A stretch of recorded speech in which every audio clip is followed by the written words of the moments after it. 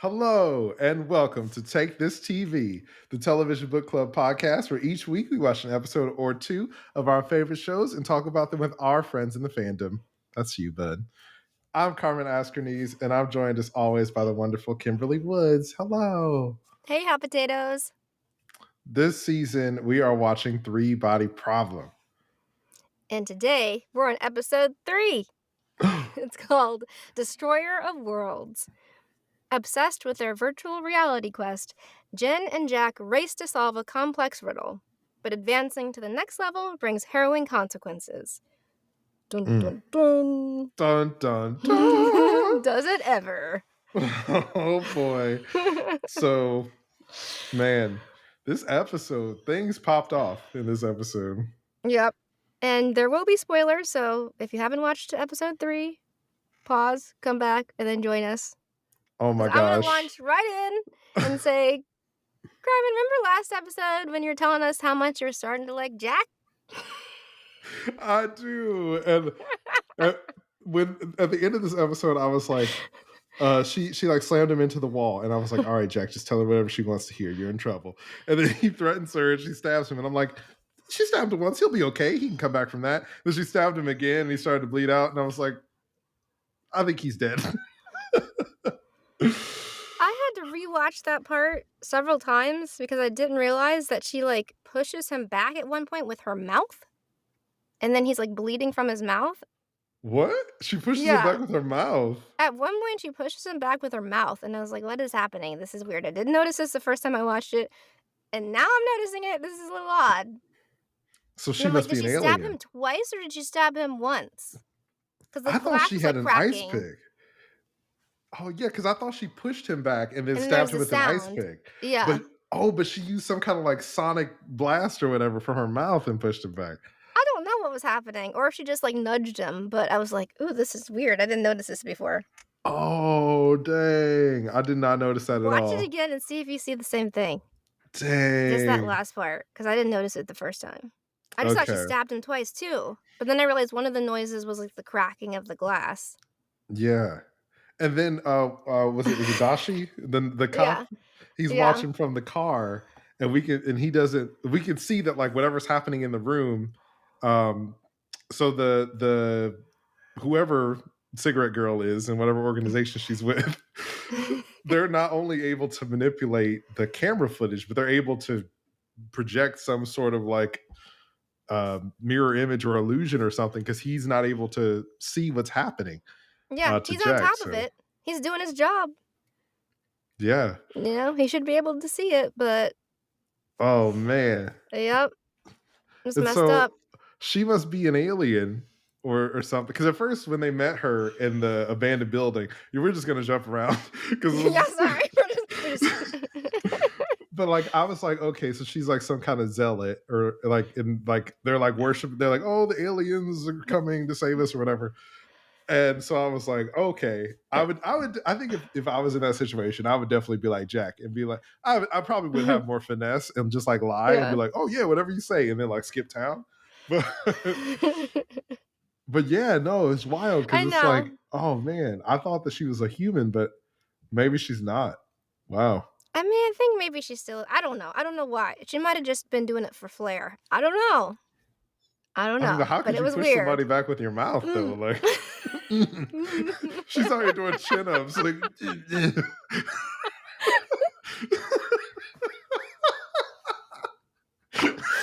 oh my god. For those of you listening, we were trying to do our best impression of smacking somebody with our chin. Yeah, sorry. If you're not watching, you're like, what are these people doing? As the episode description says so wonderfully, a lot of this episode we do get the obsession of Jen and Jack diving into this world. Carmen, what did you think about seeing Three Body, the VR game, and what they were going through in the game?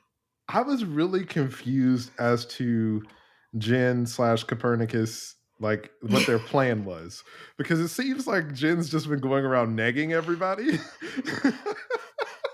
And I love that like the other players that they run into in level 3 just are like, get out of here, troll. And I was like, I guess Jen is kind of being a troll. Just like showing up and be like, yeah, all the stuff you're saying is dumb and this is wrong. No further explanation. It's just wrong and you're dumb. So I thought that was kind of funny. I also think that like when they see follower again, I think it's in level 2 or maybe level 3. I can't remember if they go 3, 4 in this episode, or if they go 2, 3, I 4 in this think they episode. went 2, 3, 4. Level 2, yeah, because at level 2, the little girl's like, "I remember every time I've died." Yes, and I was like, she remembers. And when she said that, I was like, that kid, something's up with that kid. Well, because it was weird that she was there because like they were able to join each other and do like a multiplayer game. And Yeah. so we've seen different NPCs as they've traveled around, but follower has always been there. And I was like, Mhm. that's suspicious. That little girl is suspicious. And then when she said she remembered, I was like, that kid's like that. It's either like a player, another player, or there's something going on with that kid. Um, so yeah, I was really suspicious of follower when she said she remembered. And then Yeah. she told Jen that like she's running out of chances. And I was like, what does that mean? So Yeah. what did you think of all that? Yeah, I thought it was cool. I've been having this interesting experience of, like, being in the middle of book 1, reading a little bit, watching the series, and it's, like, continuing the story, almost like never-ending story or something, like it's like, "Oh my god, I'm in the book, I'm in the show, oh my god, what's happening?" Uh, so that's been a little bizarre for me, but it was really cool to see, especially, like, the big human computer sequence Oh with yeah. because they describe it in the book with, like, the white and black, Oh, like, so that zero is in and the 1. book. Uh-huh. Oh, cool. Yeah. So that was really cool to see. And some of these people, I think you said you're seeing them as players, like the actual, like, scientists that they have in the Mhm. game that come, like Galileo or, Yeah, that's their usernames. Yeah.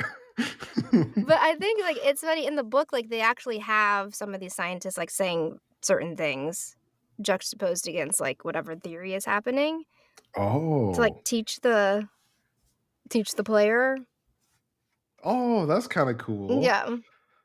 Wait, so wait. Are you saying that those people are supposed to actually be like the game's version of those of the philosophers? I think so. But I Oh, I don't know, I thought they mean, were it could be they're, like, adapting it, like, you I didn't think of it that way until you were like, "These are the other plays," and they're calling themselves, like, you know interesting. Well, it could because like be the for one this guy version. had glasses, and I was like, well, if he has glasses, he must be from the modern world because there's no way Yeah. they would have that glasses Yeah. corrective lenses back then. Yeah. Um, And so I was like, so he must be another player from the modern world. But maybe I didn't. Well, I guess even then, I guess it would depend on which philosopher it was. But Yeah. yeah, so I don't know. That's really interesting. I never thought about that. Yeah, but I enjoyed seeing it, especially, like, the syzygy day to the gravitational force, everybody being, like, drawn up Hmm. towards the 3 suns. It was, like, pretty spooky. At first, I thought like the different levels are these. I have one theory about this at the start of the show episode, Mhm. and by the end of the episode, I had a different theory about this. So at the start of the episode, I was like, are they like being projected because I was like, okay, sci-fi, there's aliens, everything's on the table. So I was like, when they put these helmets on, their consciousness is being projected into a body on another planet. And they're actually on these planets, and these planets are actually being destroyed in real time while they are there because they're failing to save these planets. That was my theory at the start of the episode. Whoa. At the end of the episode, I was like, okay, so the aliens who are essentially space refugees who are coming in this like arc, essentially, forgive the Bible reference, but coming to this to Earth but to escape these cataclysms of the three body problem, they're essentially trying to find folks who can run through these simulations and have empathy to sort of be their harbingers, they're like advocates on Earth. Mhm. Um, and so they're running people through this like historical data of what happened to other planets in these different solar systems around these three stars. Was my theory at the end of the episode. Was that like Hmm. were you thinking similar things or what did you think? Well, by the end of the episode, when they say civilization 9,478, and I was like, "Whoa, we're coming on these ships." I thought it was like teaching as like a teaching tool for like, this is why we're coming. We wanted to prepare you for welcoming us. Mhm. Because the little girl's like, "You'll welcome us, won't you?"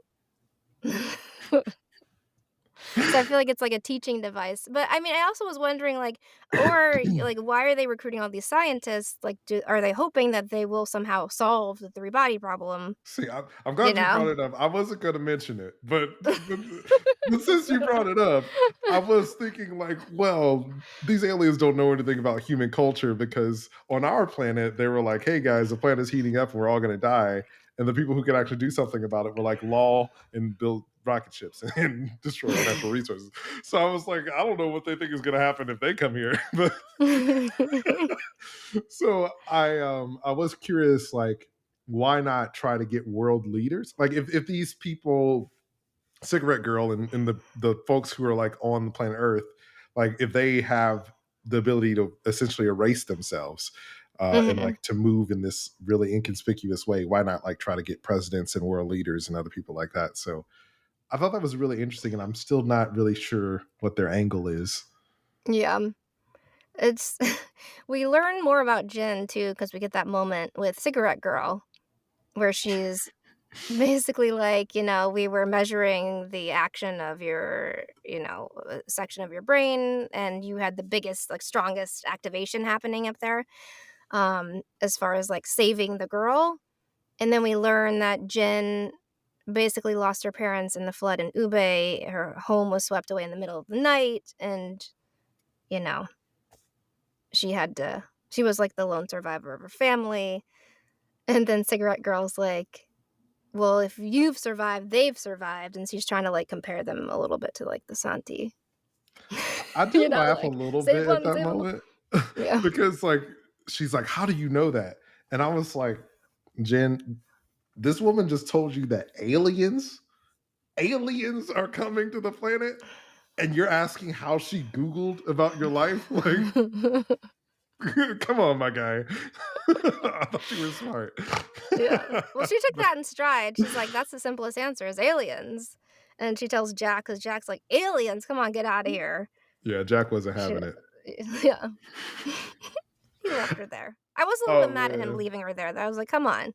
I That's your buddy, know. though." I was He like, left her you there with the strange cigarette lady, you're like, you're just noped you out of get here. invited to this like place in the middle of nowhere, and there's just like these three couches in this empty building with a stranger who can get in and out of your house without your knowledge, and you're just gonna leave your friend there? Like, come on. I mean, I guess they set up in the beginning that Jack is a jerk and, and he's not a great guy. So, um, but yeah, that was pretty That's bad. true.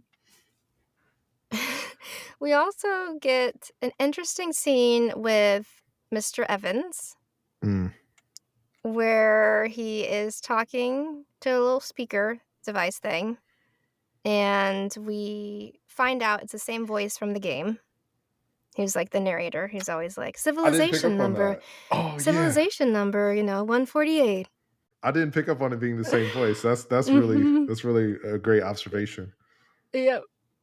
And he's telling her the story of Hansel and Gretel, and we learn a little bit about the Santi here because they're a little bit confused that, like, one of them, like Hansel, could be scared and Gretel could be brave because they experience all the same emotions as one. Like a hive mind, yeah. Mhm. And so, yeah, that's I thought interesting. at first, like, because he was speaking to the radio, and I was like, "Is that a radio?" There's no like receiver. Yeah. But then he said my lord, and I thought that it was a great artistic choice to have a feminine sounding voice because Mhm. a lot of the times in lords and ladies and all that stuff of like European, you know, high society or whatever, lord is Mhm. like a masculine term that usually refers to a male person, and then to hear a feminine voice, it's like, oh, okay, so he's not like addressing this is like outside of the realm of like what what is like a societal norm in like a lot of Eurocentric countries. And so I thought Mhm. that was a clever choice to like immediately let the audience know that like he's speaking to someone like this is like a position of power beyond humanity, is what I'm trying to Mhm. say. And Yeah. I think that like at the end of that conversation, when the voice responds that humanity needs to learn to fear again, and like I was watching it with the subtitles, and it's like ominous music plays, and I'm like, I'm That's trying to hilarious. like draw my own conclusions about the Santi, but at the same time, that is an ominous thing to say. So, Yeah. Yeah. They're like, "A lack of fear leads to extinction." mhm. So in their mind, helping us fear again is helping to save us. And I mean the fact that like we get the impression that this guy is like a billionaire or someone with lots of power and influence, and so the fact that someone like that would be sort of like bending the knee to these beings means that like they have some sort of power that is not to be Mhm. trifled with. So um yeah, I think it's like there's a part of me that's like, well, if the Santi are trying to come in peace, like why are they being so like you know aggressive about the way they're going about it and the what it seems like of, but I mean I guess like But it's they're a hard to hive know mind, because they so have, like, yeah. And then also, like, it's the humans that are kind of like, Cigarette Girl is, like, their that's boots true. on the And ground as far as it's we know. true. And I guess the other scientists all committed suicide. Well, so we think, because there's the one person that they find that has drowned in a bathtub. One of the other detectives tells Dashi that like, oh, Oppenheimer's mistress died the same way, and everybody thinks Yeah. that she was murdered. Yeah. And so it's like, are all these scientists committing suicide, or are they being murdered by Cigarette Girl and Yeah. her crew of Exactly. rogues who rolled nat 20s on stealth? Yeah. Just like she did to our Jack. Mm-mm-mm. Rest in Yeah. peace. I was watching too, and I didn't realize, like, because they were at the European Council for Nuclear Research there in the beginning, Hmm. and they're talking about Oppenheimer, and then outside the building, which I guess is true in real life for the nuclear research place, there's Lord Shiva, who is like Mm. a destroyer of worlds, which is also the episode title. And I was like, "Oh, okay. That's And there is interesting." that famous Oppenheimer quote that he said of Mhm. like, "I am become death, destroyer of worlds," after Mhm. he created the atomic bomb. Um, Yep. yep. Which I mean, like, Yeah. you know, I think that it's one of those things where I think that like I love the theme of the episode ties in with the title and with everything and with the mentions of Oppenheimer, where it's like we kind of knew that when the call went out that the person on the other end of the call that was like do not respond, do not respond, like warned that your planet would be conquered. So we knew this was coming, but it definitely feels like there are sort of powers at play that are making existential decisions that are going to affect the entire human race. And so it's interesting to Yep. see what happens with them. And then, Carmen, how did you feel? Because you've watched like a TED talk on the three body problem. So well, when Jen's like coming in and saying this stuff like, "I have a theory. It's the three body problem." Were you like, "Yeah, of course. This is what I thought it was because the show's called this." Like, did you already know that about the game? no. Well, I've just Okay. been like kind of learning it along with the Yeah. characters. Yeah. And so I didn't put that together on my own before they kind of explained it in the show. I also think that like I have like the smallest understanding of the theory. And so I definitely think that like I think the idea of it being unsolvable, they kind of allude to like, oh, we're not looking for someone to solve it. I'm like, that seems like it's gonna be the main problem that hopefully is probably going to lead to some kind of salvation at the end of the series of like, oh, somebody is finally going to be able to solve the problem or whatever. So I'm interested to see where they go with it. Me too. I'm excited. I'm interested to learn more about this society or whatever. Oh, I do wanna also say I was shook because last time maybe it was episode 1, I was like, "Is this the kind of show where there are aliens?" Yes. It Oh is. my god. Yes. Do also have to say, I like the analogy because we see Will and he's had a surgery and he's kinda, like, drugged up and out of it when Jack and Saul are visiting him, Mhm. and he tells us well, he tells them that he's had a chat with his cancer, and that cancer isn't inherently evil, and it's looking for a place to live with its children. And so it's like, okay, they're trying to draw this, like, comparison between the cancer and the Santi, like, coming to Oh, I find didn't a pick up home. on that. And I was like, "Ew." Yikes. It's not inherently evil, but, Yikes. just want a place to live with his children. I was like, "Ooh, The oh boy, here it oversimplification. comes." Yeah. By the way, So in that scene when Saul is correcting, him about, like, the name of the medicine or whatever, I was like, "Bro," like, now I get why people don't like Saul. diluted or whatever. Yeah, Will I was was like, "It's like diluted," and he's like, "No, it's not." yeah, he's like, And actually, your also, friend's sorry, dying." speaking of Saul, he messed up again. He needs to get back to his science.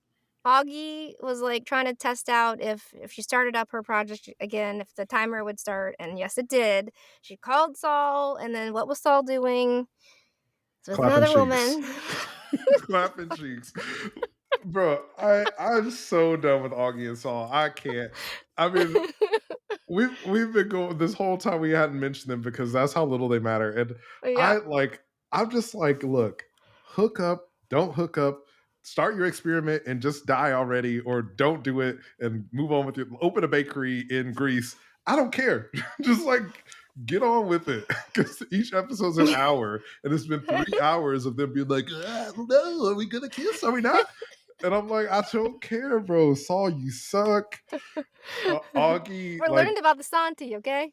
why is Augie so aggressive, like with everybody? And I'm like, I get it, Augie. You're really smart, you're really attractive, but like, reel it in, bro. Like, why are you being so How aggressive to did she everybody? how did she even buy that Jen and Jack were gonna actually listen to her and stop playing the game? Because she was Yeah, like, she's like, "Promise me you'll promise put me. promise me," and they're like, "Okay," and I was like, "They're not going to," then cut to the next scene. There they are. That's what I would Like, have did. Augie. Just like whatever she wants to hear to leave me alone. Sure. All right, man. Good luck with your experiment and the numbers in your eyes. Yeah. But what is Uh, her like, her research is important to, I don't know, the Santi or somehow, maybe, or not or a threat in some way, I I feel guess I like should her say. research must be some kind of threat to them, and that's why they don't want her to continue it, Yeah. which means that she should. But she only has a minute left on her countdown. And the only person that can save her can't I think get his life together. but they have, like, all the data there, right? Can't the boss just kinda not the boss, the other guy that works with her just, like, start it up again? Oh, well, he said he was Her going coworker. to, and then Yeah. Augie was like, "You can't do this without me." And I was like, "Now, Augie, as somebody who's in a leadership position, you should know better about corporate America. Yeah. They don't need you, bro." So I thought that was funny. I laughed out loud at that moment because I was like, "Okay." Oh my But yeah, goodness. she was able to convince, that person that she was going to try to start her project again, which is why she ended up restarting it, and the countdown restarted, which means that somebody is like constantly monitoring, or is at least aware of if the machine is active or not. So Yeah. yeah, I'm sad that we have no more Sir Francis Bacon. yes. Good night, sweet prince. Oh. But I'm definitely I'm liking it. I want to know what happens. I want to see if the aliens are actually like gonna be like ooga booga aliens, or if they're gonna be like The people. 4 light years away. Yeah, I don't They know got how a while. long that is, but they'll be here in 40 years. Whoa. Oh my goodness. Well, thank you everybody so much for joining us. See you next time. Remember to find us on socials at Take This TV on TikTok and Instagram. Leave us a review. You can listen on Apple Podcasts or wherever you get your podcasts. And remember, it's dangerous to watch TV alone.